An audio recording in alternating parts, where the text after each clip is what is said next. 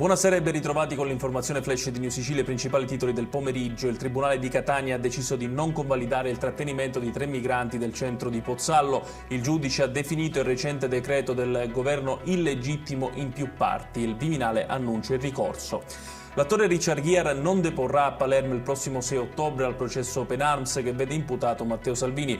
Il leader della Lega, allora ministro, è accusato di sequestro di persone e rifiuto di atti d'ufficio. È in corso a Palermo il congresso nazionale dei magistrati di Area Democratica. Tanti gli interventi, tra cui quello del ministro della giustizia Carlo Nordio, che ha detto di non voler toccare le intercettazioni per i reati di mafia. I vigili del fuoco hanno salvato 3 escursionisti che stavano praticando body rafting vicino alle gole dell'Alcantara. Purtroppo però c'è anche una vittima, un uomo di 58 anni di Palermo, morto annegato prima dell'arrivo dei soccorsi.